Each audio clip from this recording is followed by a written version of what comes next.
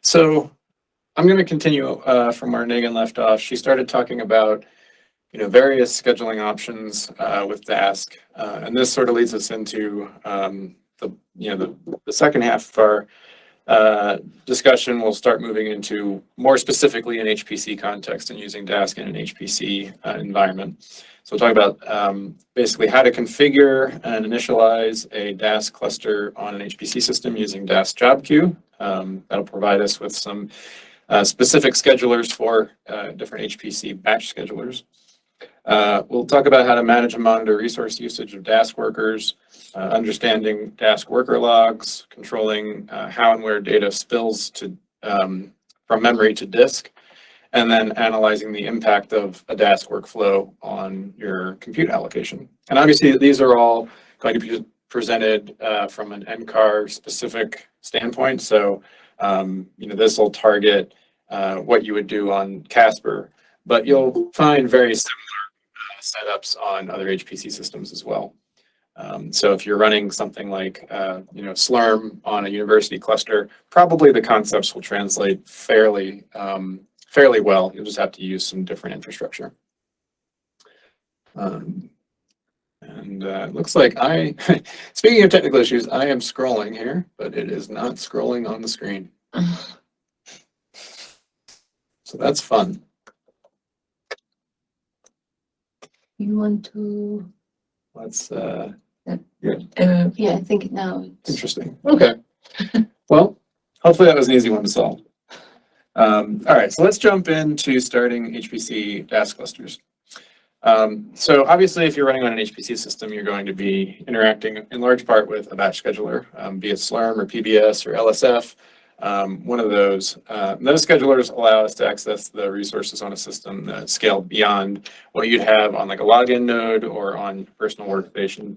The kind of environment that Megan was using earlier to demonstrate things on a single machine scheduler or a local cluster. So if you want to use Dask on an HPC system, it's really no different. We need to interact with the batch scheduler to provide Dask with the resources to give to the workers. There are a couple of different ways we could go about this. We could start a job on like a batch job on multiple cores, give it a large amount of memory, and then just create a local cluster to spawn workers. That would be relatively simple, but it wouldn't scale beyond a single compute node. So like on Casper, we would have sort of a max limit of 32 or 36 workers. And depending on the type of node, maybe 300 gigabytes memory, which sounds like plenty. But you also have to wait for a full node to schedule, and it's really not the optimal way to interact with a lot of analysis machines. So the typical approach instead is to let Dask request resources directly from the job scheduler and interact with PBS, in our example, from within Dask itself. And these batch scheduler type clusters are provided by the add-on Dask job queue. So if you're doing environment management, for example, and you're setting up your Python to run Dask, in addition to installing Dask, you would need to install Dask distributed and Dask job queue to have access to these. Now we're using our NPL environment, so hopefully everything will be in there and things will run okay. So to start off, we'll go ahead and create our batch scheduler cluster. Again, since we're running on Casper, we're going to use the PBS cluster object.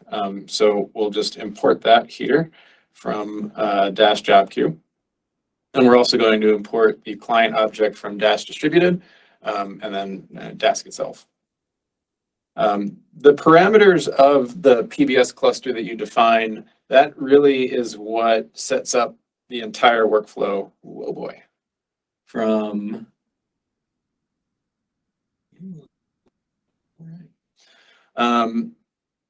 I have a feeling, I just want to sort something out very quickly. I have this open twice. I'm going to avoid all sorts of other problems by closing that. Okay. So this is actually an okay warning. It's the first one we've had. It's not a problem.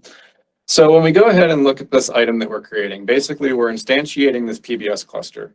We're giving it our parameters, which are going to define how the cluster looks, and then we're assigning it to a cluster object. And the things that we specify here really determine how it will operate.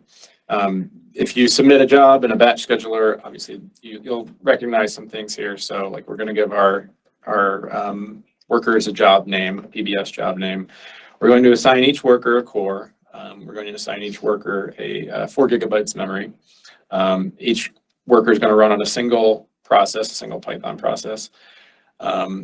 This local directory basically says where we would want to spill data to disk if we overrun the memory that we've given it.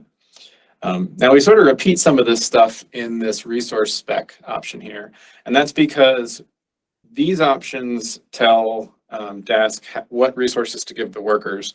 This one tells PBS which resources to request for each job that a worker will run on. It's a bit of repetition there that may not be necessary with like Slurm, but this is how it works with PBS just because the syntax is a little hard to parse, admittedly, for a machine. The queue, we need to tell it to run on Casper. We're going to give it 30 minutes of wall time for each job because most batch schedulers on a system are going to ask for a specific amount of time to give.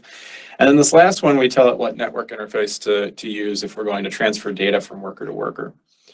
Now we'll talk a little bit more about each of those settings, but I also want to mention that since we're working on a shared system, you may, and in fact we did, get a port in use warning.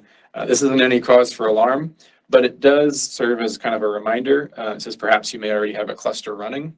So if you do indeed already have a distributed cluster running and you start another one, it will tell you this because you've already used that original port to do communications with.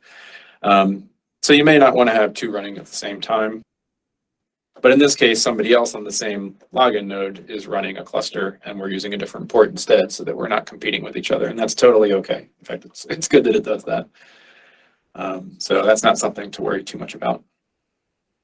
But let's pause and consider some of these settings a little more in depth. So again, as I mentioned, the cores and memory parameters are used to define the workers. The resource spec defines the PBS resources. In a single worker configuration, and what I mean by that is you have one worker running on one PBS job, they should match. That's not required. Like we could pack multiple workers onto a single PBS job instead. We could have like 4 workers per job.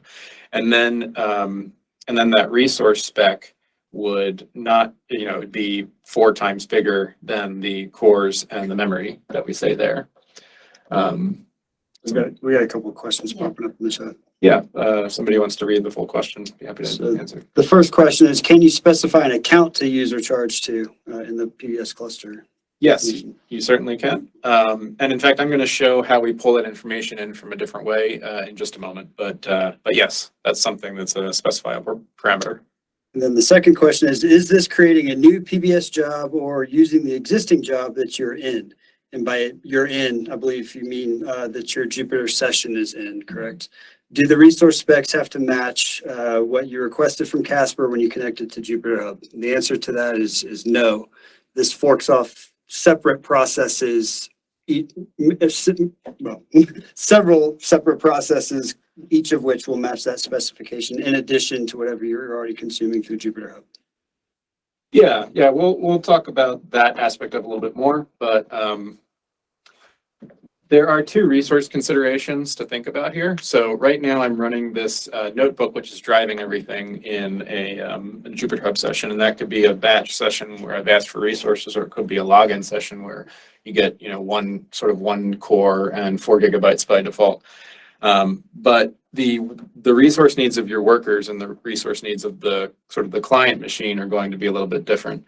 And we will talk about that as well in a little bit, Deepak, with some examples. But I'm glad you're asking that question.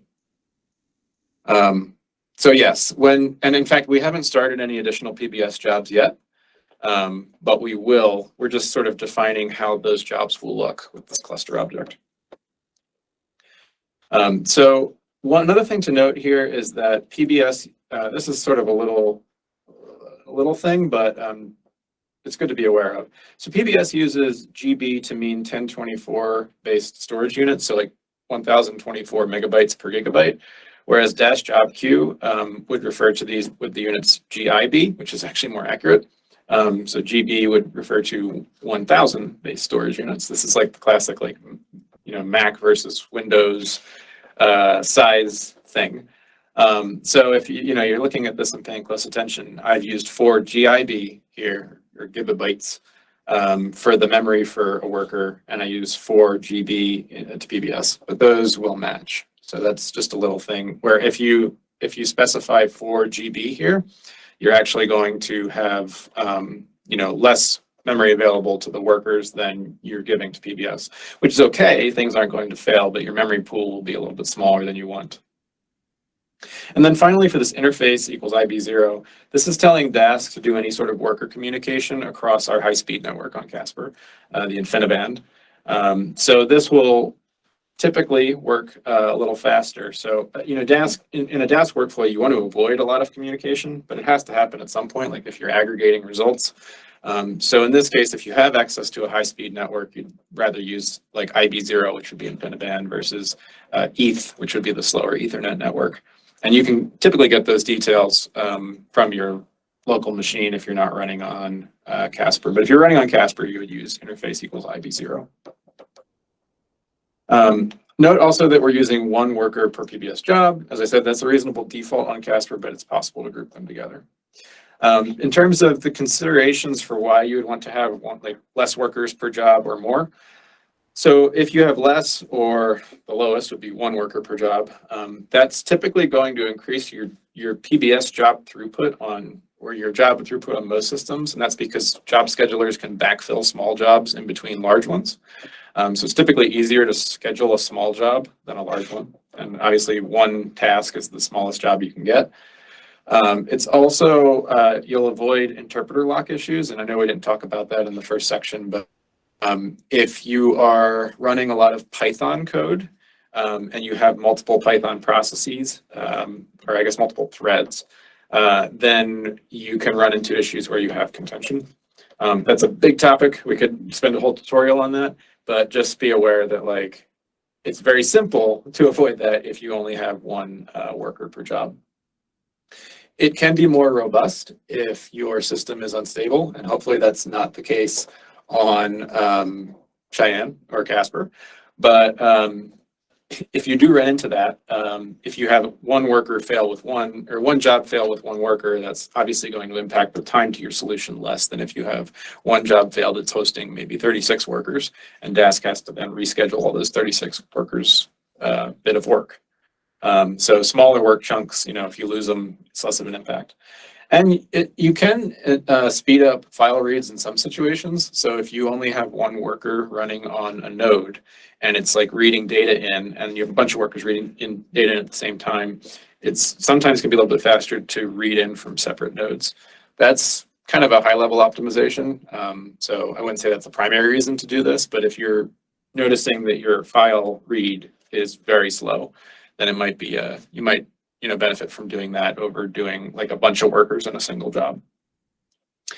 Some reasons why you might want to actually pack them together, though, you have less overhead in a thread-friendly workflow, and most of our high-level collections like NumPy is multi-threaded, and Pandas can use threads. So, for those high-level collections, they can benefit sometimes.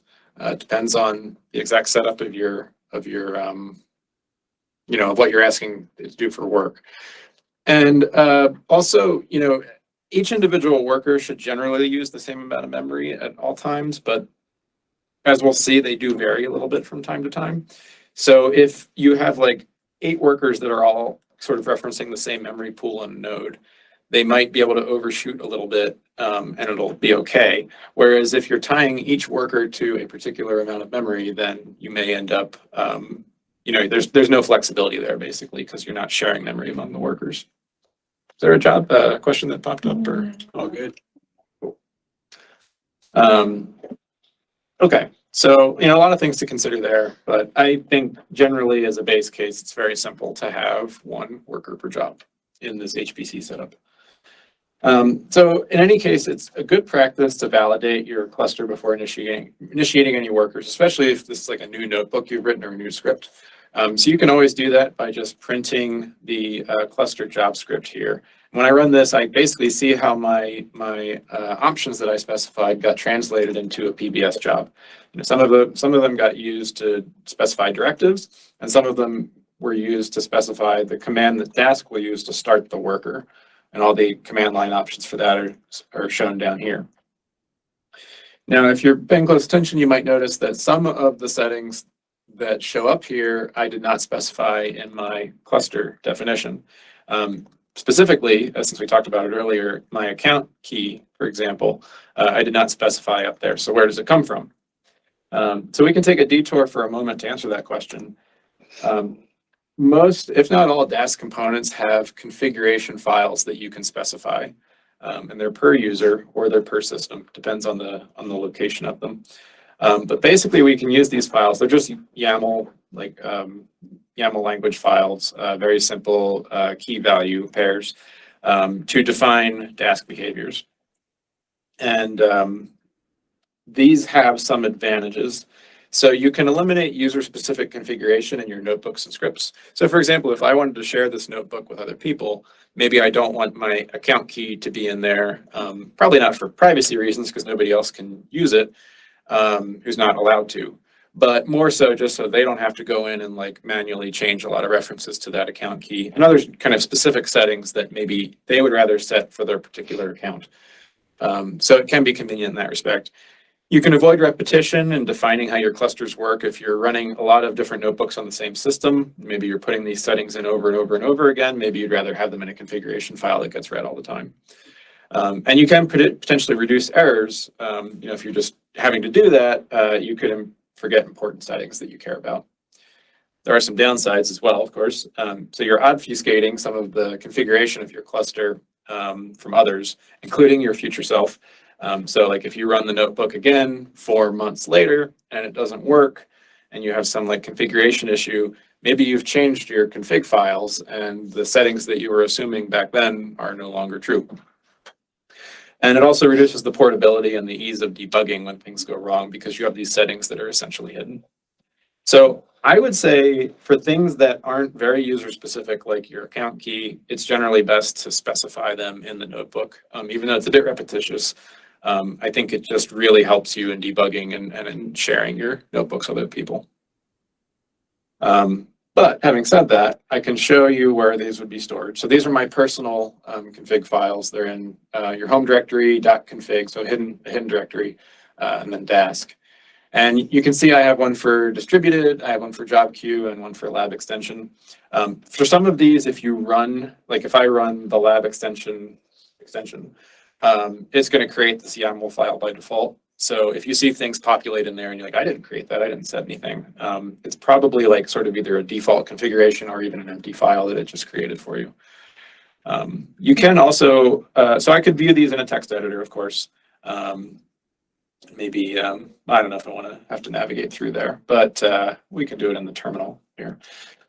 So if I do Dask and then I do job queue, and I'll load this in my text editor of choice, we can see there's, there's kind of what it looks like in a nicely formatted YAML setup. And I have some distributed settings, like I have some settings about when I want to spill memory to disk. And then I have some defaults that I like in here for my workers if I don't specify anything. So I could give them a name, I could give a default, amount of memory that I give to each worker as well.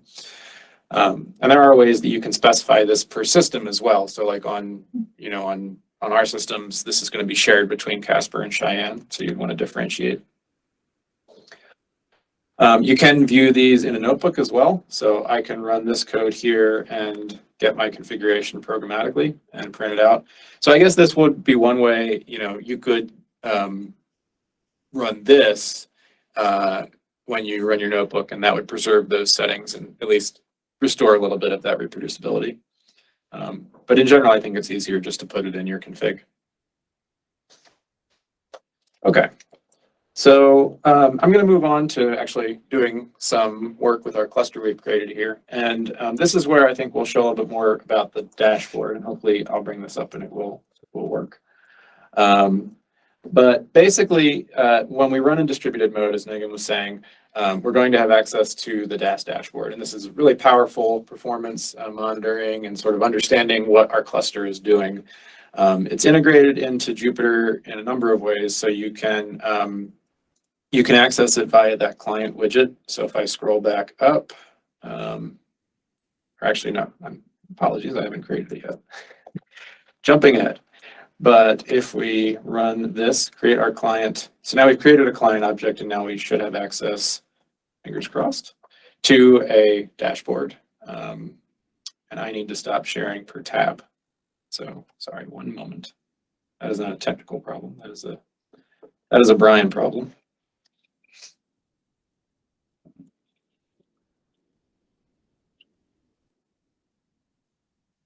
Let me share window.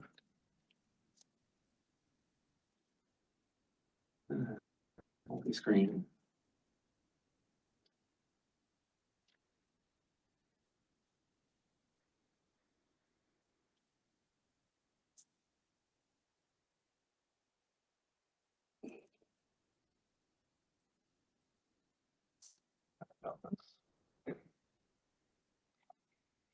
Okay, I think now we have access. Okay, good. So with all that to do, there's the dashboard. There's a bunch of different screens in here that aren't that interesting right now because we don't have any workers started up. So I'm not going to belabor the point right now, but there's how we brought it up, usually with less to do. But you can also, we can copy this. And then we can go, if you have the lab extension installed in your Jupyter interface, and we do on the Jupyter Hub at NCAR, you can put that link into this panel on the left here and hit enter. And now I have access to all of these different metrics. And I can bring these up in tabs in the Jupyter interface. So some ones that I think would be interesting to look at, you can bring up the CPU graph. So we have CPU utilization, and we can put that on a tab on the right there. We can bring up the worker memory. That one will be useful. And, just like any other window in here, we can tile these nicely. And another one that I like to bring up, and we're really going to overload the screen here, but I like this progress window. So I'm going to have these three up while we run through our computations, and then I can close that. We'll organize this a little bit. If you don't like setting that up all the time, I wouldn't blame you. You can go into here and you can save your Jupyter workspace. And basically in here, I could give this a name. I've already called it Dask panels. And I can save that there. And then when I reload this workspace, it'll bring up sort of my same window configuration. So you won't have to do it all the time. The only thing to be aware of is obviously like well, maybe it's not obvious, but the window notebooks and like the terminal lab up here, that's going to be saved as well. So it's a nice feature, but it's perhaps not like you'd want to think about how you want this set up to be a clean default. Maybe you just have like the launcher tab up when you save your interface, but that can be a nice convenience. So what I'm going to try to do now is we'll try to scale our cluster up. So we've created a cluster, but unlike the local cluster, it doesn't have any workers by default. We need to scale it. It starts with 0. So we've done that here. And this is one nice thing about having these panels up is it sort of shows you without any sort of querying when those workers have started. I can see now that I have these 2 blue bars. I've got a little bit of overhead memory being used. The workers are doing little tiny things, very minimal CPU utilization. So, it's not doing any sort of computation yet. I used this blocker method here called wait for workers. And this is probably something you don't want to typically use. You want to get your work going right away, but it can be useful if you're doing like benchmarking or something and you want to have all your workers started up at the same time. Now we can show that these workers are running aside from the dashboard. If I run this command, I'll see that I've listed the workers and I can see the status is running their PBS jobs.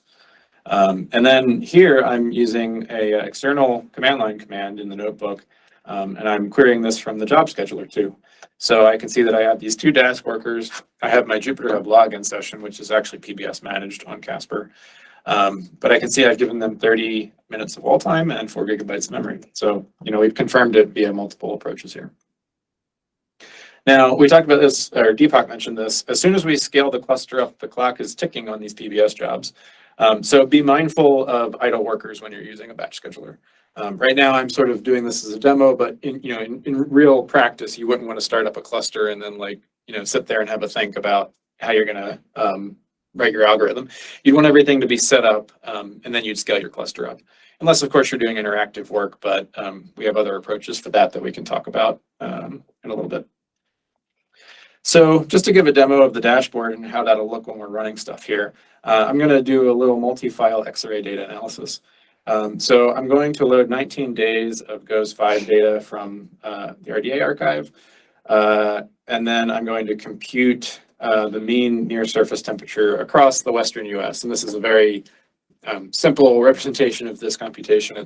You'd make it more complicated and more rigorous if you're doing real science, but hopefully it will sort of be evocative enough of what a workflow would look like. So as Megan showed, we're going to use the OpenMF dataset to, now I'm running them out of order, so there we go. So we can see it's doing a little bit of work on the workers. There was actually a little bit of memory used. And the reason that happens is even though we're not doing computation yet, it's sort of inspecting all of those files and getting a little bit of information about them so it can report back to us what we're dealing with here. So I can take this data set variable. I can look at a variable from it, like T, temperature, and I can use the nbytes method to see what the size of this will actually be. And if you notice, each of these workers has 4 gigabytes. Our variable here would be 34 gigabytes if we read the entire thing in. So clearly we're not actually reading the data into worker memory here. We're just using a little bit to inspect the files. It's much too big to read into those workers' memory. So we're going to, again, use our blockwise algorithms like we talked about earlier to make this happen. So we can get a graphical representation of what this will look like. Again, we see the full size of the array here. We can see how Dask has decided to try to chunk this variable into 19 chunks. So it's just doing it across the files, basically, and that's the default behavior if you use OpenMF dataset. So we end up with 19 chunks. These chunks are somewhat large. They're about 1.78 gigabytes, but they fit comfortably in the 4 gigabytes of memory that we've given to each of the workers. So that should be okay. Maybe not optimal, but it should be okay. We can verify this, of course, by monitoring the dashboard. So if you're creating a new workflow, it's often instructive to do this interactively in a notebook. That's part of the power of running things in Jupyter. So we can have the dashboard up. We can make sure everything is fitting and everything is working properly. And then if we needed to rerun this on other data files, we could maybe do that a little more hands-off. Maybe even convert it into a Python script at that point if you didn't have a lot of interactive visualization. But in this case, having the dashboard up really will be instructive. What is unfortunate is we have a little bit of screen chop. So I'm just going to hit enter there so we can see it. So we're going to create our task graph. And as a reminder, nothing is going to happen when I hit enter here. It's just going to create the task graph. And what we're doing is we're going to do 3 operations. We're going to subset the Western US, or a rough approximation of the Western US, from latitude, longitude slices. So that's this first operation where we say lon is 235 to 255 and lat is 30 to 50. Then we're going to take the mean across that lat-lon box, and basically that's going to give us a data array that still has levels in the vertical, but we've now taken the mean across the horizontal dimension. And then we're going to select just the lowest level, so effectively the near surface level. So if we look at this in Visualize, and Megan made the point earlier that this can be a little hard to read, but I can see even from far away that we sort of have a nice parallelization of operations going on here. These are all very nicely set up to run in parallel. And if I were to double click this, I could see it more closely. I don't understand what a bad one looks like, really, though. Yeah, Pinch points, like like things coming together and Okay. Do you want to maybe do that do that hand demonstration for the audience? yeah, so the question in the room was, what might a bad one look like? And so, what you're seeing on the screen right now is kind of an idealized, a bunch of things work in parallel with no cross communication between the steps. Kind of if you can imagine a spaghetti diagram where things pinch in on themselves, or, so you have maybe small parallel sections, but they find choke points or bottlenecks. That would be kind of a quote bad task graph. Yeah, these are like a bunch of plumbing pipes all running, next side by side, and we don't have a lot of junctions where all of the water is trying to get into the same pipe. And that would be what we would be less excited to see in this. Okay, so now we can run compute, and again, pay attention to what's happening on the right on the dashboard here. So if I hit enter, now we can see we have some CPU utilization going. We have some data stored in the workers. We can see on this progress bar here, sort of the progress of each of the operations. Now, I can tell you, I've set this up to not be optimal. So, don't be concerned, right? Or I guess be concerned, but don't be surprised that the CPU utilization and the memory that we're using here is perhaps not best utilizing the resources. We can see from this simple timing that it took about 25 seconds. Yeah, that wasn't long enough to go get a coffee, so it wasn't terrible. But it took some time, and maybe we'd want to optimize that. We can go ahead and plot the result, because now we've gotten these results back and we've assigned it to a local variable. That local variable would take memory on the client machine, so that would actually show up down here if it was bigger than a simple, pretty small time series. And we can plot that, very simply with Matplotlib. Obviously, the benefit of using Dask in general, and in particular the benefit of using a scalable cluster like a PBS cluster, is that we can make it bigger and presumably speed up our computation. So let's see what will happen if we increase the number of workers by 2. So again, we'll scale it up to 4 workers, and we'll wait for those workers to start up. And we'll know that they will start up when we have 2 additional workers over here. And there we go. So now we have 4 lines over here. So once you get into a ton of workers, this becomes less useful of a thing to look at. Although then we can always go back to our big dashboard here and sort of get a bigger view. Let's say I go into the workers screen here. This is going to give me a lot of pretty finely detailed information about what each worker is doing and their state. So that's pretty helpful. One thing it does not report here, I don't believe, is the wall clock, because it's not specific to an HPC type of worker. So that's something that if we looked at the job scheduler, we can see that our 2 older workers have used 8 minutes of wall time and the new ones haven't used any. So this is something where you want to think about the sort of the execution flow of your script or your notebook. And if you scale from a small size to a large size, you're going to have workers of different ages with different amounts of wall time left. Now, Dask will, sort of, if there's work left to be done and the cluster should have 4 workers and 2 of the workers are killed by PBS because of wall time, it's going to try to account for that. But you may lose efficiency there because it was working on something and then got killed and has to sort of start that step over again. So if you need to spin up more workers after a period of time, it may make sense to manually scale your cluster down to 0 or run restart, and then you're going to have a new pool of workers that all has the same amount of wall time left. There are also automated ways to do this that are nice as well. If you use a adaptively scaled cluster, I'll mention that in a little bit more detail later. So I've scaled up to 4 now, and we're going to rerun this and see what sort of time difference we have from that 25-ish seconds we had earlier. I also wanted to do something else here, this performance report. So, the dashboard here is really great, of course, but it's ephemeral, right? When I stop running this, I'm going to lose this information. At best, you're going to get that server error if you try to reload this browser tab a few months later. But if I go back here, I can use this performance report to save some information when I run. So this is a context manager. Basically, I import the object, and then I say with performance report, I give it a file name, and then I run everything that I want to run in my compute.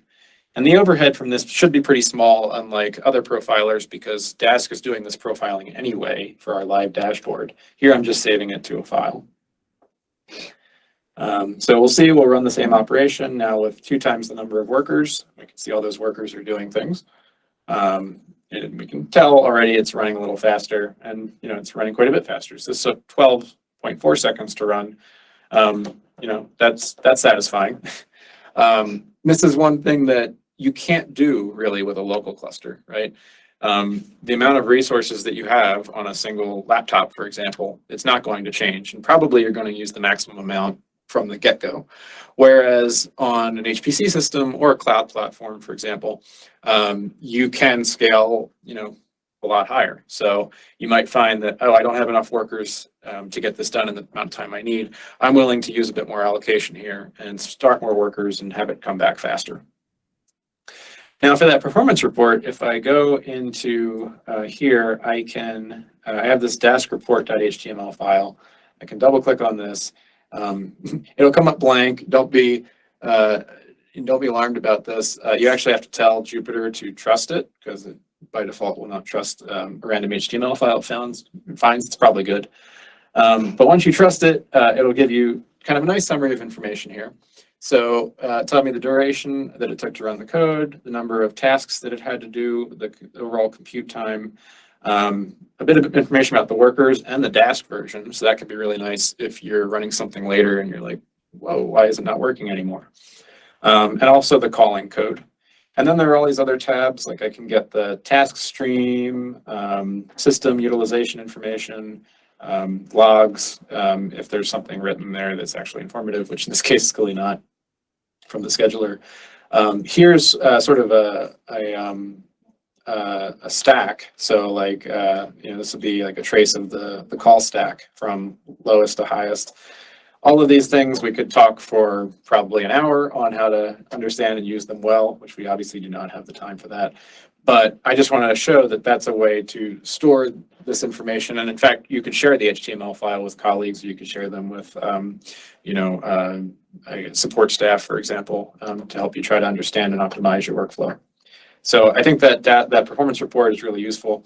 One thing that is unfortunate, it doesn't record the memory usage of the workers over time. I really wish it did. I hope it does in the future. But for now, that information is not included. So anyway, if you did some sort of analysis, you might think, okay, well, how can I optimize this, this operation further? I could just add more workers, of course, but where you should really start is by thinking about your computational algorithm and how can I speed it up from that starting point. So, if you're familiar with running these sorts of operations, you might think to yourself, well, why am I running the mean in the middle of this computation? Let's see if I go back up here. I'm doing a slice, I'm reducing, or not reducing, but I'm eliminating points, and then I'm taking the mean, but then I'm eliminating more points here. And maybe if I eliminated all of the points I don't care about before running the mean, maybe it would run faster. So I'm going to try making that optimization. So basically what I've done here is in this new task graph, I'm still doing the lat-lon slice, but then I'm only selecting the bottom level and then I'm taking the mean of that. So we will create this new task graph. Let me get under there again so it's easy to see. And then let's go ahead and compute this again with our 4 workers. And there we go, 3.4 seconds versus 12.4 seconds. So the point I'm trying to make here, even though it's a little contrived, is that it really makes sense to think about, like, have I intelligently designed this computational pipeline essentially before trying to just throw a lot of workers at it. Throwing a lot of workers at it will speed it up usually. But you're going to use allocation, and maybe you can get a better speed up by just making sure that you're doing your operations in a logical order. It turns out there's another optimization I can make here. If I really think about this, I can see that by selecting only the bottom level of my data set, I'm actually eliminating more points than when I take that sort of lat-lon bounding box. So if I do the ICEL before the cell, the level select before the lat long select, and then take the mean, in theory, this will run even faster. And there we go. So now it's 2.07 seconds. So it's nice to do those things before you just throw a lot of workers and stuff. And of course, whenever you make an alteration to your workflow like that, you want to make sure that you're getting the same result. And you do this more rigorously if you were, publishing to a journal. But here, if I just plot it again, I can see that, okay, I've got that same spike here. I have the 2 spikes at the end. I'm pretty satisfied that I haven't actually changed the computational outcome. Maybe some bits have flipped here and there, but hopefully not. So just as an aside, I talked about earlier, clusters can also adaptively scale. This is something I'm not going to demonstrate it live here, but it's really useful to know about for sort of interactive exploratory work, or if you're running on a cloud platform, you can dynamically scale. You can ask Dask scheduler to dynamically scale it up and down your cluster, and you can give it bounds. For example, here I can say like, okay, well, the minimum number of workers I would want is 0. The maximum I would want you to use is 12. And based on the amount of work that I've given you, pick a number that seems good for you and try to allocate those number of workers. The really nice thing about this when you're doing interactive stuff is if you're not throwing any work at your cluster, it can then scale back down to 0 to save your allocation. You won't have those idle workers just sitting there chewing wall time.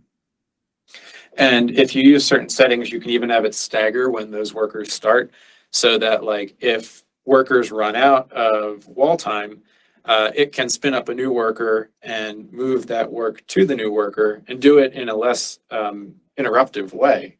And basically what they call it is an infinite workload setup, where it's maintaining a certain number of workers and just keeping that work going in this adaptive cluster.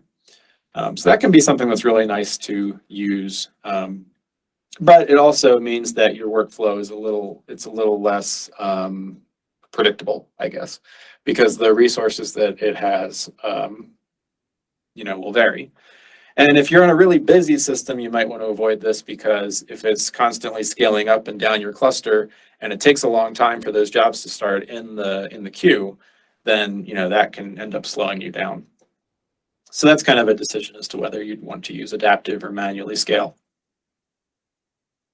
So Megan talked about this earlier, but I'll just mention again real briefly. Another optimization we can do is persisting data in worker memory. This is true on a distributed cluster like we're doing now as well. So again, you can use persist to store the intermediate data, and then you can use this in future computations, and you can save some time as appropriate.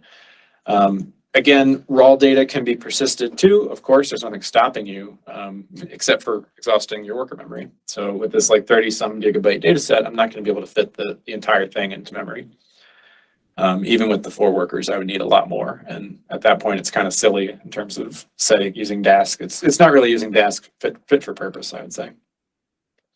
But here we can do sort of a simple example where I'm doing a similar operation that we talked about before, but I want to return this sort of time series at level 0, at level 10, and then I'll take the mean across all of the vertical levels and get a time series. So that'd be like a vertically averaged temperature time series for the Western US. And here I'm going to introduce another thing, this memory sampler context manager. This is another diagnostic tool that's provided by Distributed.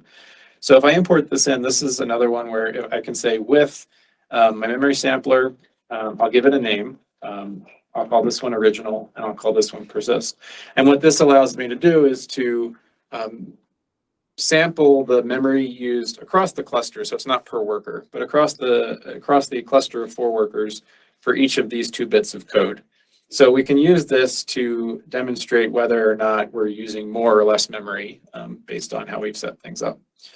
And let me go ahead and just make this again a little more visible so you can see what I'm doing.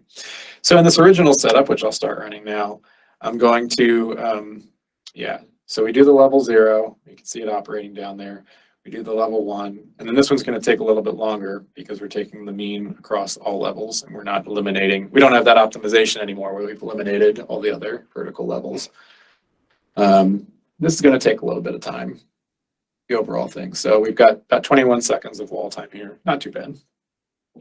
So in this setup, what we're going to do instead is we are going to do our index subsetting, both our lat-long box, or I guess just our lat-long box, and then we're going to take the mean on that. And we're going to persist that smaller data structure into memory. And then we can have these additional computations where we just do the vertical subsetting. So we do vertical level 0, we compute vertical level 1, or sorry, 10, we compute, and then the mean across vertical levels, and we compute. And this should, this first operation here should take a little bit longer because it's doing, it's doing that big mean across the horizontal. But then the other one should run very fast. And we save some time there. It's not amazing, but it's an optimization we can make. And, for a big, long running script, 25% improvement can be really nice. The question is, did we use more memory in this case? So we can use our memory sampler, and we can very simply just do plot. And this align equals true basically lines them up so that both of the start times are the same place in the plot. And we can see our two like high water mark and the memory used across the entire Dask cluster. And we can actually see that the persist uses about the same amount of memory as the original in this particular case. So it's just at different times.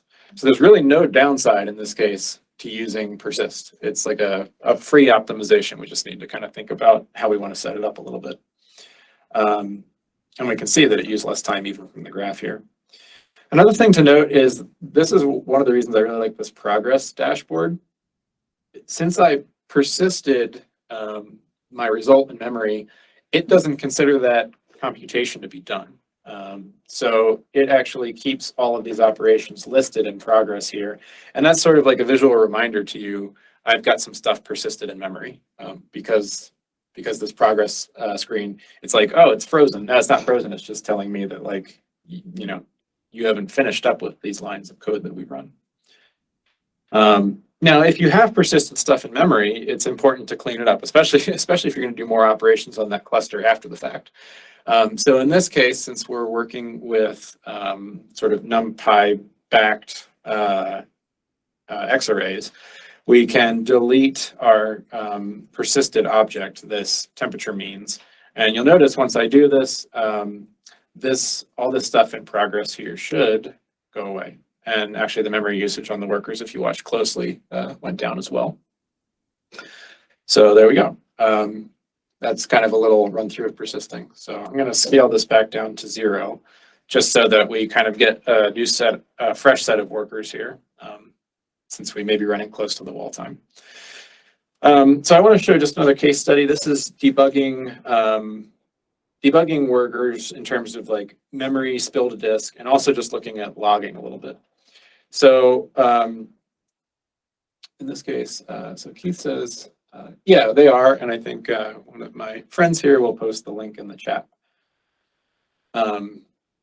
So we should have said that actually, I guess, at the start of this sort of second session. So thanks for the reminder, Keith.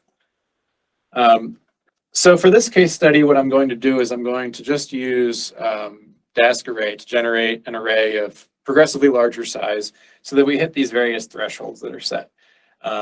And if you remember, I set these in my distributed or my job queue.yaml, but you could set these when you define the cluster as well. And what these state is that if a worker hits 60% of its managed memory, which is like the Dask data itself, then it's going to start spilling data onto disk instead of putting that data into worker memory. And that's sort of like a preservation feature to keep the computation running even though we're running low on memory.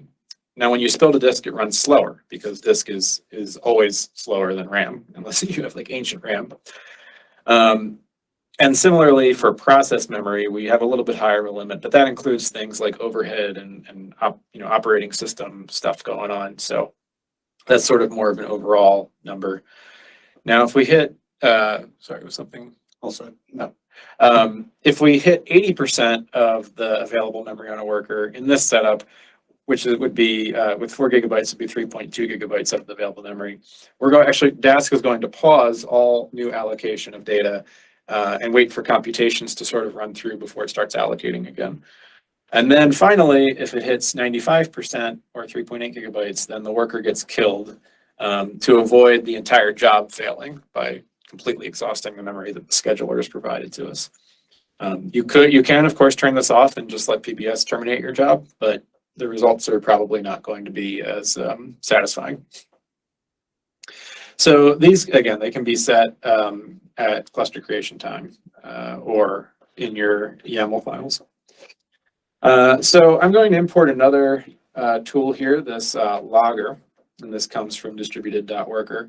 And this allows us to write messages directly to our worker logs, which we haven't even looked at yet, but we will now.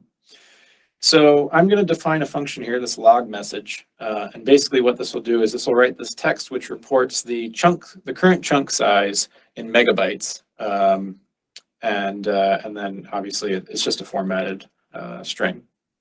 So now to demo this, I'm going to scale my cluster back up to 4 workers. And again, since I want to demo this, kind of carefully, we'll wait for all 4 to start. And when you run this wait for, basically this notebook cell it will keep focus in your notebook and it won't let you proceed until it's done. So that's really what that is. It's just a blocker. And now I have this loop here, which I'm going to use my logger to write a message about how much stuff is getting allocated to the worker's memory. And then I will actually do that. So in this line, let's try to bring that in a little bit so we can see it. In this print, I'm going to take, I'm going to create a random array. It's going to have 4 chunks. So basically I take the chunk size that I want, I multiply it by 4 since I have 4 workers.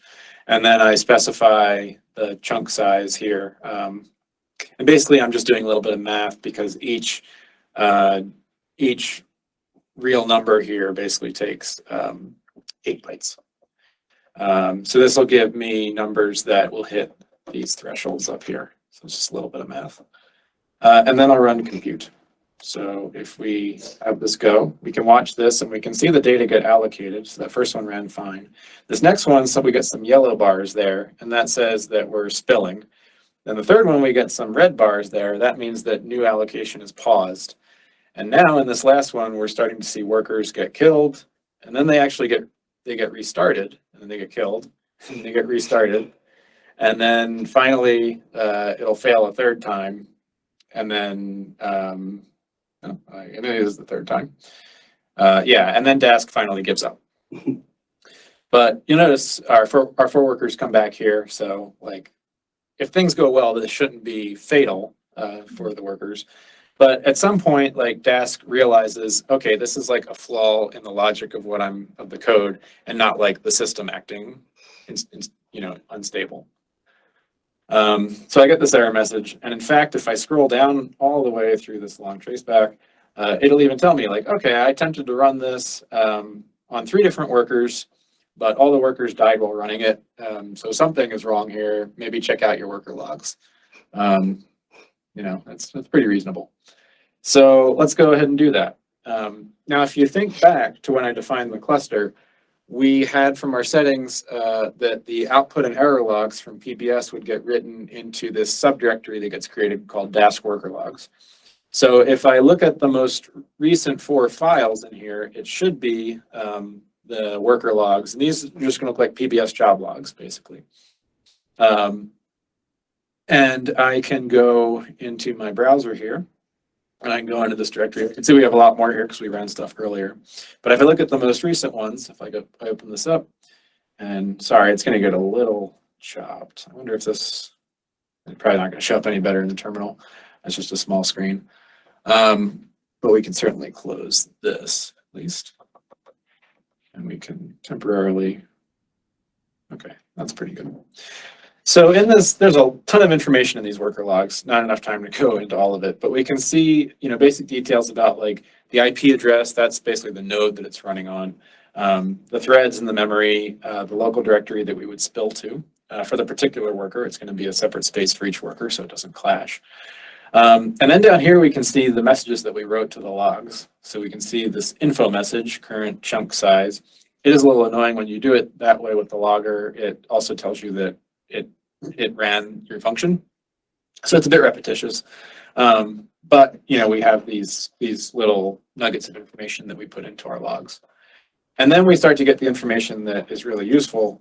So, you know, here Dask is warning us that the unmanaged memory use is high. So, you know, it's getting a little concerned about this. It's going to start spilling it to disk. And then it's a little hard to see actually in this one. But let's see. Okay. I don't have a worker log. Could it be written in a different directory? I or- just wrote in that directory, there's like Dask files that you just click on. Yeah, I think I know why that would have happened for you. Or it's just say when I try the LS. Oh, okay. Maybe I do have them, but when I try the LS, it says cannot access Dask worker logs. No such This file in the directory. file right here. Oh, okay. I just clicked on it. Yeah, so if you're running through and you don't have worker logs where I do, it's very likely that if we scroll all the way up, that's because this error and output setting was coming from my YAML files. So Right, yeah. so sorry, I That's did. why I didn't have any. Yeah, I put a little, I guess, a bit of sabotage in this notebook for anybody who's trying to follow along. Yeah, I can see the logs in here. But Yeah, so you would need to specify that manually in your cluster configuration for it to show up in the same spot. But it should have written them somewhere, wherever its default location would be. Yep. The other thing I wanted to point out in this log real quick is when we get down a little further, now we can see when we've allocated those large structures, it exceeded 95% restarting. So that's where it got killed. And then, you know, we can kind of see this screen where it's created a new worker. We scroll down again, past the warning messages, it was killed again. It sent a, you know, an interrupt signal basically to kill it. And it will do that a bunch of times until it's, you know, basically gives up. But then it restarts the worker again. Now what's doing all this is we have, I'm not sure if it shows up. Yeah, okay. So you can see this like nanny thing here. So we have this separate process running by default. For each Dask worker, it's called the nanny. And if a worker fails, the nanny will basically restart the worker so that we don't have like a PBS job with nothing running in it, which presumably would just end. So that nanny is nice because it basically tries to maintain the health of our cluster. It also allows you to do things like a full cluster restart. If you wanted to just restart, you could run the restart method on your client and it will restart all the workers. But that's a functionality that's enabled by running this nanny. Now, if you did want your workers just to fail, if you ran into a problem, if you wanted to be very deterministic about that, you could run without the nanny. But generally, it's kind of a nice feature to have running.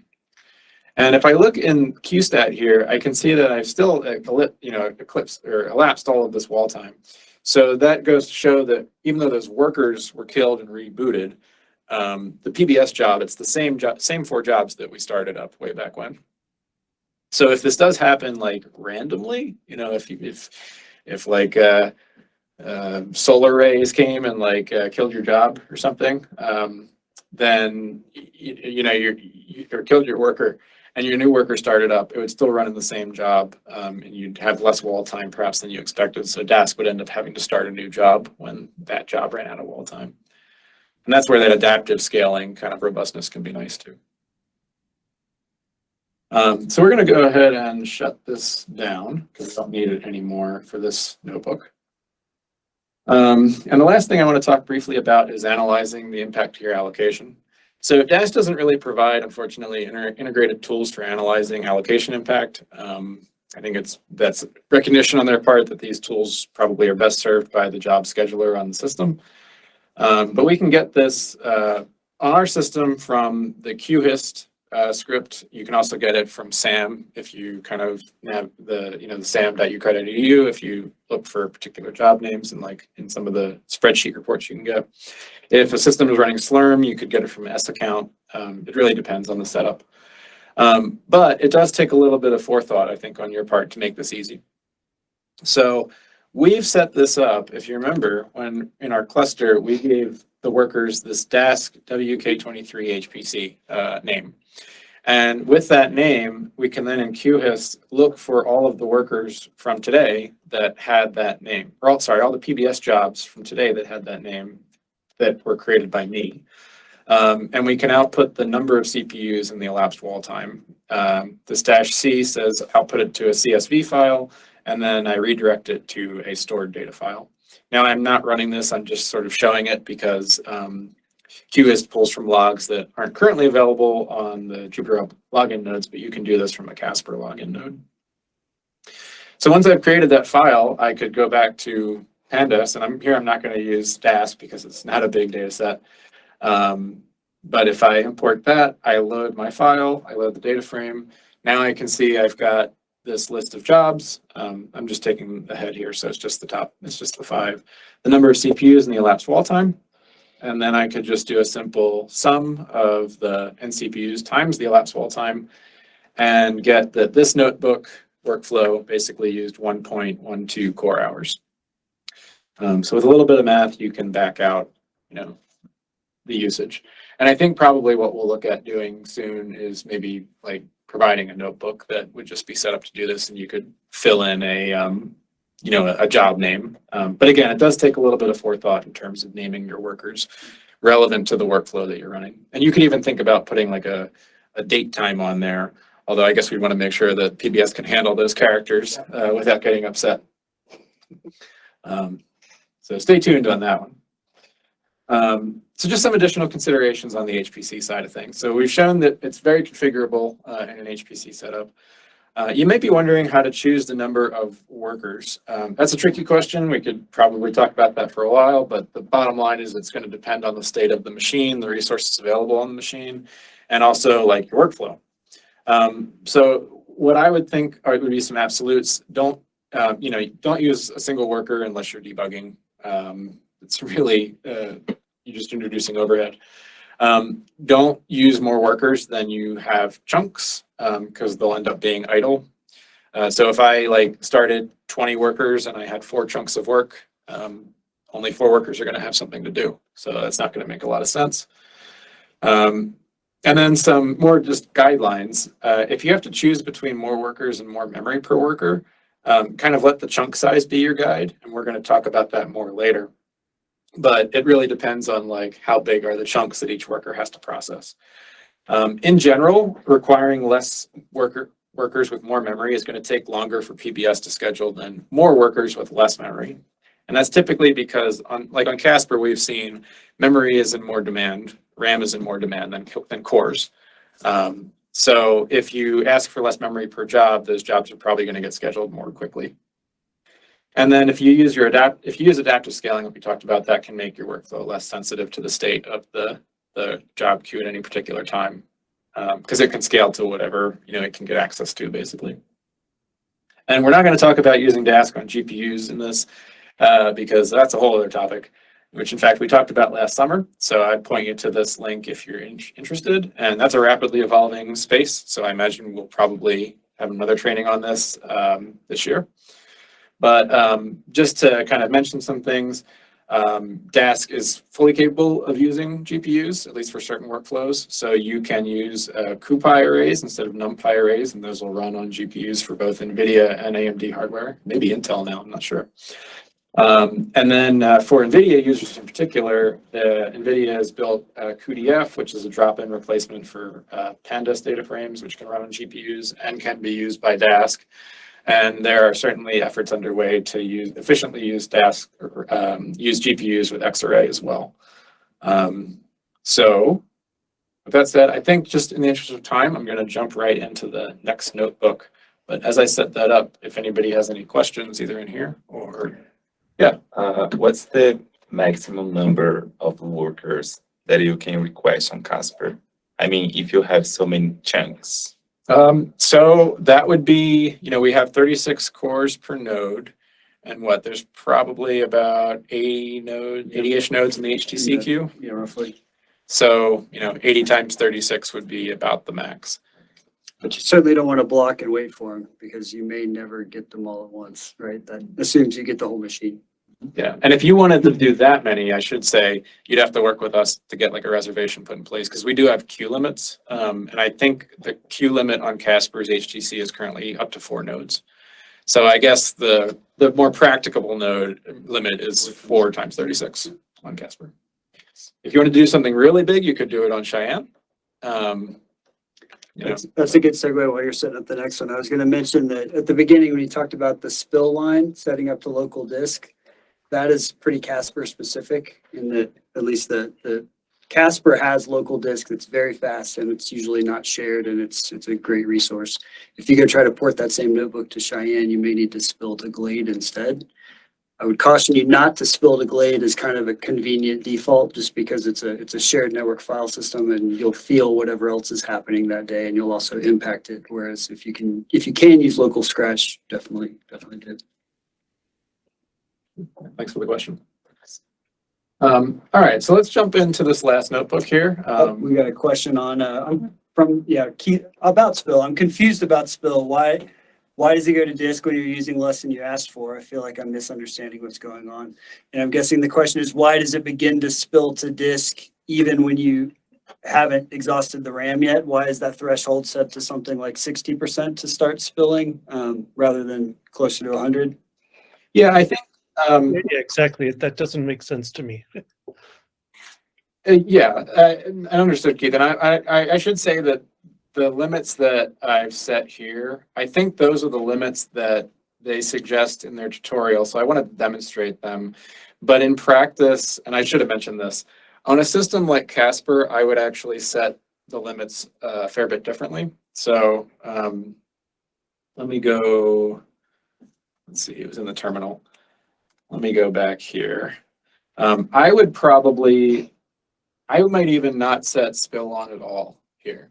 And I might set terminate to be, pause to be 1.0. And the reason for that is sort of as Ben has alluded to, we already spill to disk if you exceed the memory on a worker. So I guess I kind of did that for demonstration purposes, but thanks for asking because I missed that was coming from your .dot files. I didn't grasp that. I find the .dot files really confusing. And and that's why I mentioned earlier, I think kind of avoiding the .dot files for most settings and doing them explicitly in the script is probably the recommended practice I would have. I just wanted to demonstrate that they exist and can be used. Okay, thanks, Keith. Thank you. Okay. Let's talk real briefly about some best practices with chunking just to wrap things up for today. So there's a lot of sort of general considerations, and Megan talked about some of these, and I'll elaborate a little bit. But choosing a chunk size is really like kind of a fundamental question of using Dask at all, because Dask relies on the existence of chunks to run things, to run operations in parallel.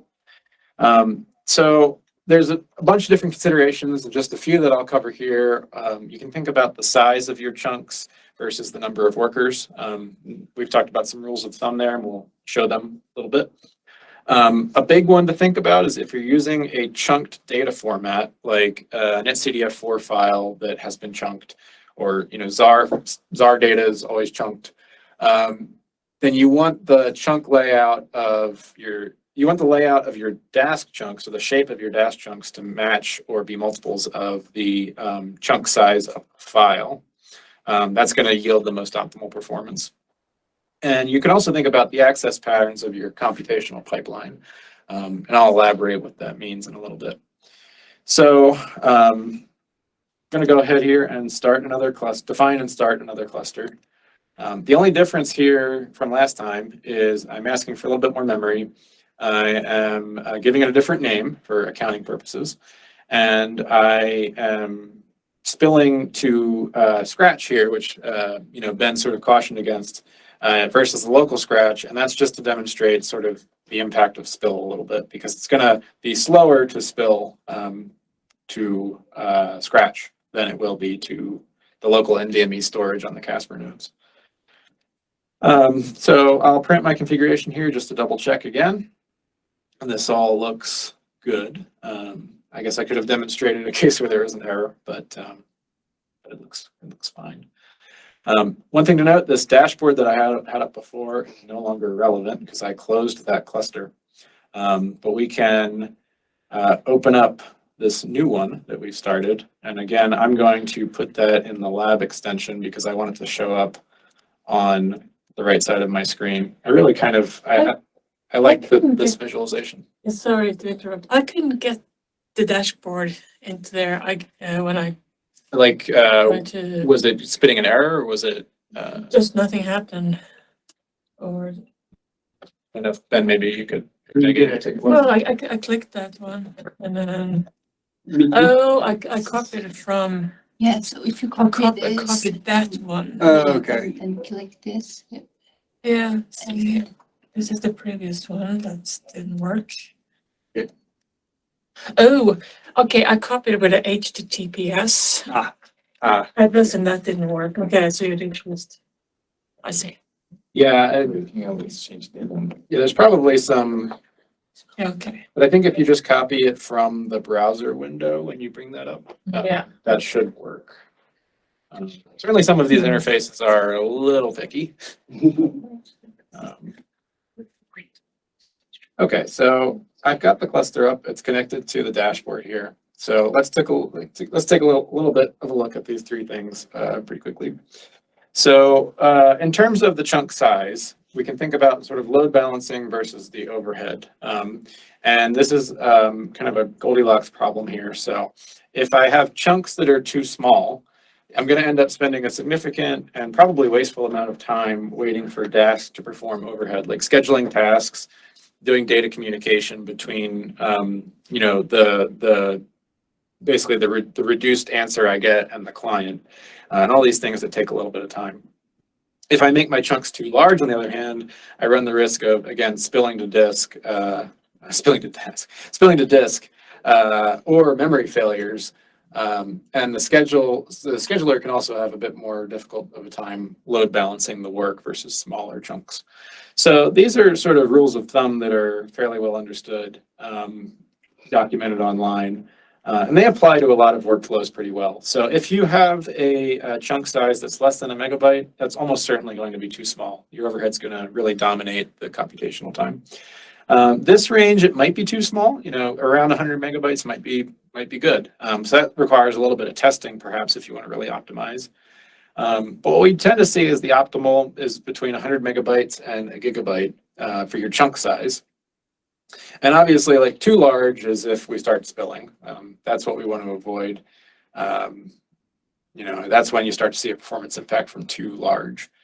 So in practice, using chunks that are maybe 0.1 to 0.5 gigabytes in size is a good place to start. So with that said, let's demonstrate this. Let's scale up a cluster again to 4 workers. And hopefully this one will, yeah, there we go. PBS is smiling upon me today. So let's import. Yeah, knock on the table here. So what I'm going to do to demonstrate this is just use some random Dask arrays. You can see this is a 60K by 72K with chunks that are half the size of that in each dimension. So we'll create this and we'll look at the representation. So now we have 4 chunks. These chunks are really big. They're 8 gigabytes. It's probably not going to be optimal. I would say they're too large. In fact, they're going to slightly exceed our spill threshold. And even briefly exceed our pause limit of 0.8. And we should see that with those red bars here in the worker memory when I start running this.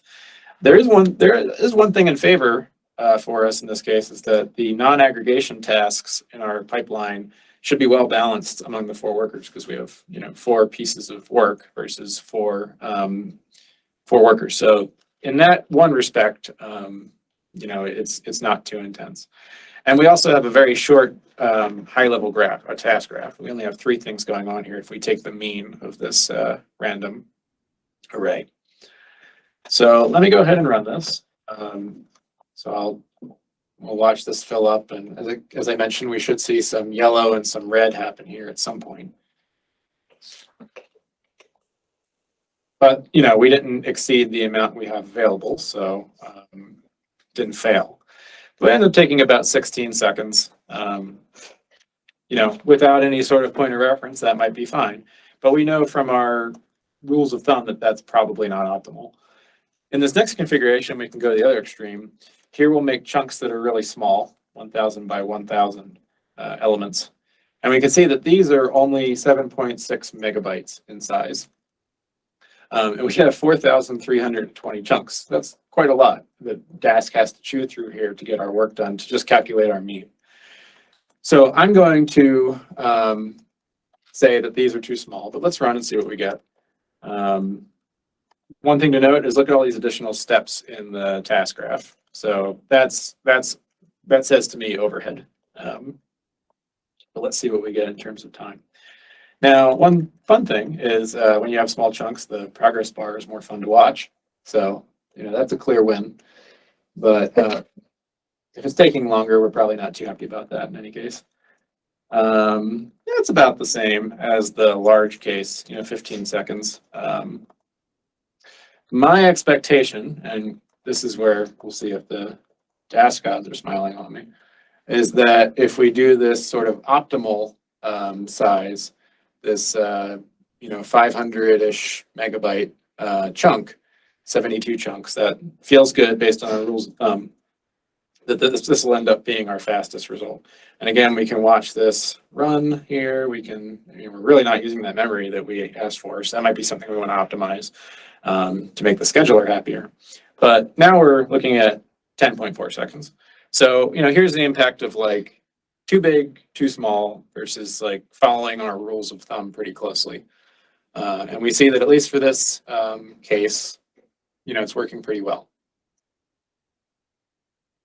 Now, one thing that you'll notice relatively immediately, I would say, is if you have a chunk file and you don't match the chunks well for your Dask chunks, that can be very inefficient.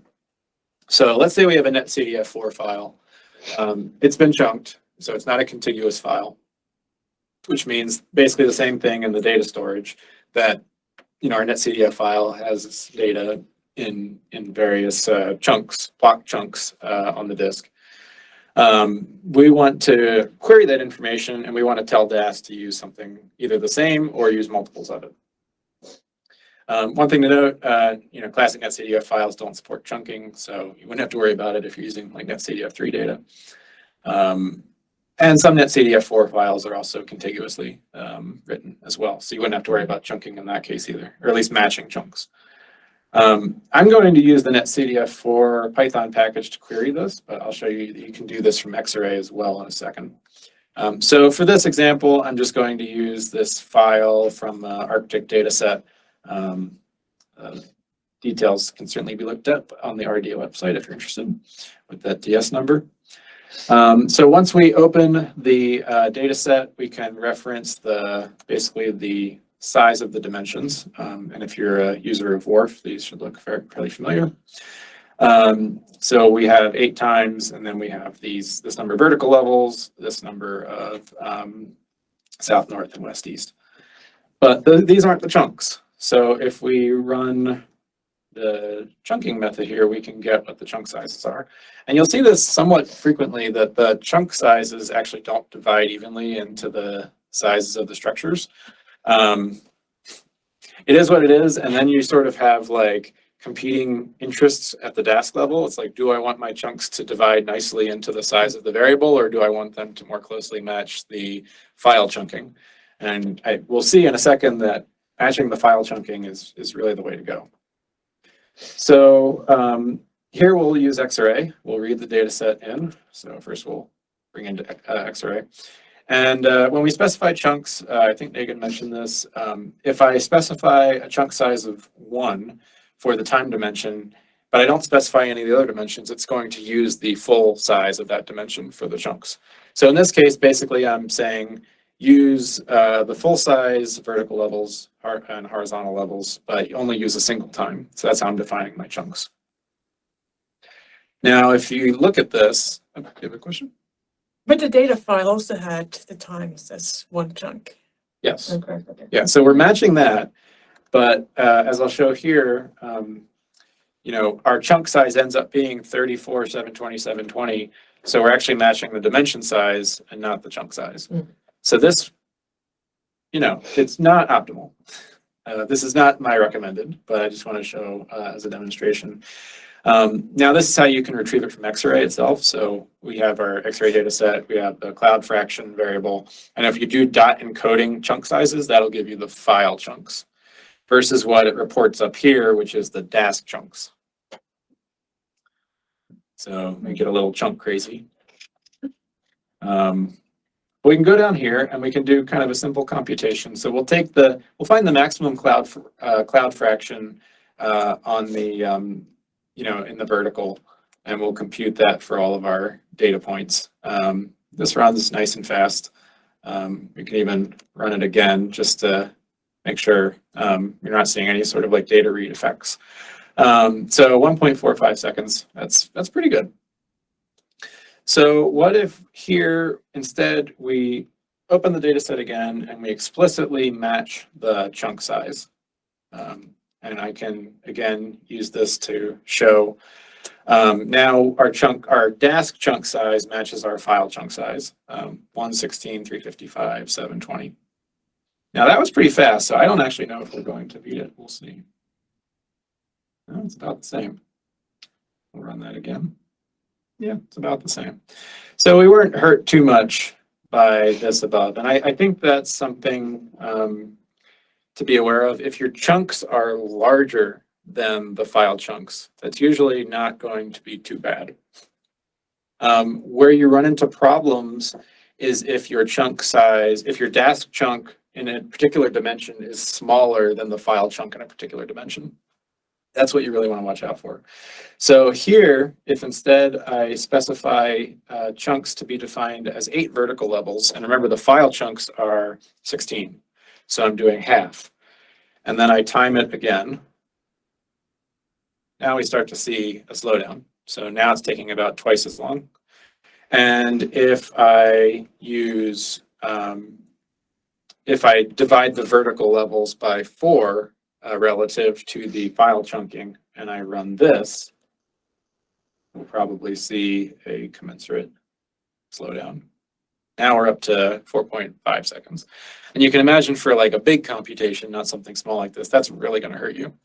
So the thing that you absolutely don't want to do is you don't want to make Dask chunks that are smaller in a dimension relative to the file chunks, because then you'll basically have to read in data from a file chunk by multiple workers, and you start to get like IO contention and things really start to slow down. It's an inefficient read pattern from the file. And this is important, it's really important to note because if you just use sort of automatic chunking, so if I say chunks equals auto, and I look at this, Dask has chosen, or X-ray, whoever's to blame, has chosen some really weird chunks here. So we have a chunk size of 523, 529, 529. That's probably not optimal, but you know, let's verify. Maybe Dask knows more than we do. So if I run .compute on this with the auto chunks, now we're at 3.52 seconds relative to that like 1.4 seconds when we just used the file chunks. So I would say do not use auto chunking, especially if your file that you're reading in data from is itself chunked. If it's written contiguously, then maybe you can get away with it. But Does anybody know, is there a good reason for that auto, or is it something that should be fixed? that would probably be a question for Deepak. So if he's still on, he wants to chime in. It's really hard to fix. So don't trust auto. Yeah, never use auto. Like Dask is trying to Goldilocks it, so it cuts every dimension up, and then it's also trying to meet the 100 megabyte recommendation. Cool. Maybe a warning. I don't know. Cool. Yeah. I digress. So say I'm writing a file, how do I decide how to chunk it? Like what's the best way to do it? Like if, say I read in a ton of Word files, I want to write it out to one .cdf or a ZAR file. Like how do I decide how to chunk that? Probably other people in here would be better able to answer that question than me. I would just say that like like if you're going to run a lot of Dask analysis on that data, Yeah. then maybe be mindful of those chunk sizes when you read them into Python, kind of giving you an appropriate file size. And you can think about like, okay, well, if I have double precision reals, then they're going to take up, a certain amount of bytes, like 8 bytes in Python memory, and you can sort of do a little back of the envelope math. There may be other reasons to choose like netcdf chunk sizes. And Keith. It looked like when you specified the chunks of 355, maybe I missed it when it went by too fast. It wasn't actually giving you those values back. So I was a little confused by that. This was when you were specifying the chunks that were in the file. Oh yeah, that's a good point. So I was confused that the shape of the chunk is 720 in that last dimension instead of 355. I know what I did. I have a typo. This should be west-east. Okay. There we go. Ah. Now, how fast is that? Yeah, let's see. That would be great if it was, no. Slower. Yep, so. But thanks for pointing out the error, Keith. Thank you. Yeah, I think again, the important point here with the file chunks is just to note that if you split file chunks with your Dask chunks, that's kind of the recipe for slowness. And then since we're running low on time, let me just talk briefly. Rechunking as an operation is expensive. We talked about that a little bit, I think, in the room here at least. But there are various reasons that Dask might need to rechunk data. Since it's expensive, though, we want to do it as infrequently as possible. So let's contrive a scenario here. Let's say we have like 2 versions of a model. We want to do a case. We want to like look at its output for a case study. But unfortunately, while the grids of the old version of the model and the new version are the same dimensions, the old version chunked the file differently, and the new version chunked it, in a different way. So in this case, I'm just going to, for simplicity and ease of seeing, I'm going to create some random arrays. So in the old version of the run, it chunked like this, and we can look at this. And in the new version, we have these bigger chunks where it's basically taking a time slab, essentially. So the chunk sizes are double in elements of the old version of the model. So if I wanted to do like something simple, relatively simple, like a mean squared difference between the old run and the new run and get just a single value there, I could run this in Dask, but I think you're pretty quickly gonna see that like, okay, I've got this one chunk size for the old run and I have this one chunk size for the new run. And Dask needs to make those match so it can do the math and it can do it efficiently. And this is generally a good thing. Like if Dask didn't rechunk, there would be tons of communication of data going between the workers, and that would be extremely slow. But it has to do that rechunking to avoid that. So when we look at a high level graph, we can see that we've got these 2 rechunk steps at the start here. And that's usually a red flag that like this is going to be more expensive than it might need to be. So let's go ahead and compute. And this will take a little bit of time. You'll see the rechunk operations are sort of the limiting factor there. And once the rechunking is done, everything happens very fast. So we've taken about 7 seconds here. We've got our mean of our random number array for this example. But let's say it was real data. What you'd probably want to do is rechunk the data, the old run data to the new run chunk size once. And then either persist it in memory, like you talked about, Abby, or maybe write it out to a file, especially if you're going to do this analysis a bunch of times, or maybe you want to share that data, that fixed data, essentially, with other people. Maybe you make their workflows more efficient by rechunking the old model data and then saving it as new files. So if we do this, we can sort of compare what that would look like. We can create a new version of old run that uses the same chunks. So now we recreate our task graph and we look at the high level graph here. And now, of course, our rechunk operations are gone because in a real situation, we would have already done those rechunks. So now we just have sort of the computation going on. And if we compute this again and time it, hopefully we'll see that now it takes about half the time. So if we were only going to do this once, it wouldn't matter. But if we were going to operate on this data a bunch of different times, we would want to do that rechunking so that we can do that comparative analysis more quickly for each additional command we run. So those are just some chunking considerations. There's certainly other ones. While this shuts down here, I'm just going to say kind of a takeaway message from this section, and you can think about it for the entire everything we've talked about, is that chunking is really fundamental to Dask and its blocked algorithm approach, because that's how it parallelizes across large data sets. So don't ignore spending some time to accurately size your data chunks and think about like, okay, do I have a chunked file? That's probably going to be a first thing to think about. Then think about like the rules of thumb. And then think about the operations that are going on in your computational workflow. And maybe you want to do some pre-processing, some rechunking, so you can save that from each step moving forward. And if you neglect those things, not to be a pessimist, but you'll probably have some performance penalties, especially if you have a complicated analysis or you run it a lot of times. So yeah, I think we can stop there since we're right at 5. Thanks for folks who stuck with us, especially through those technical difficulties. But certainly both Negan and I and Ben and Deepak can answer questions that come up either now, if anybody wants to stick around, or get issues on the repo or email. Any of those are perfectly fine.